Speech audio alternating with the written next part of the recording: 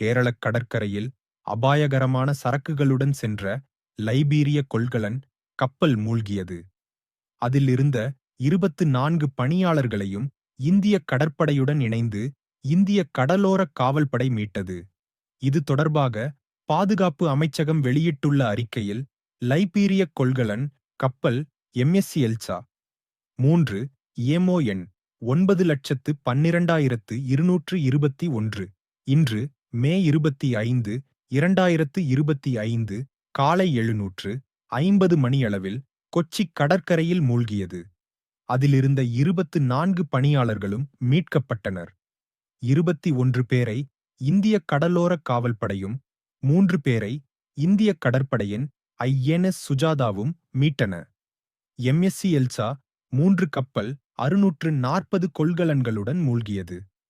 அவற்றில் 13 ஆபத்தான சரக்கு கொள்கலன்களும் 12 கால்சியம் கார்பைடு கொள்கலன்களும் இருந்தன. அதில் 84.44 metric ton diesel, 367.1 metric ton உலை எண்ணெய் ஆகியவையும் ஏற்றப்பட்டிருந்தன.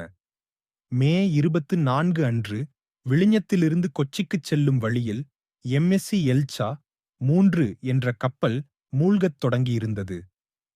உலகளாவிய தேடல் மற்றும் மீட்பு நெறிமுறைகளின்படி இந்திய கடலோரக் காவல்படை ரோந்து கப்பல்கள் மற்றும் வணிகக் கப்பல்களான எம்வி ஹான்யி மற்றும் எம்எஸ்சி சில்வர் 2 ஆகியவையும் உதவிக்காக திருப்பிவிடப்பட்டன.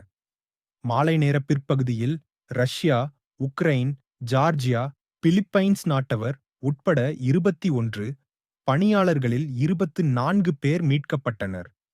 மீட்பு ஏற்பாடுகளுக்கு உதவ 3 மூத்த பணியாளர்கள் கப்பலில் இருந்தனர். இருப்பினும் கப்பலின் நிலை இரவு முழுவதும் மோசமடைந்து மே 25, 2025 அன்று அது கவிழ்ந்தது. 3 பணியாளர்களும் கப்பலை கைவிட வேண்டிய கட்டாயம் ஏற்பட்டது. மேலும் ஐஎன்எஸ் சுஜாதா அவர்களை மீட்டது. இந்த விபத்துக்கான காரணம் இன்னும் கண்டறியப்படவில்லை என தெரிவிக்கப்பட்டுள்ளது.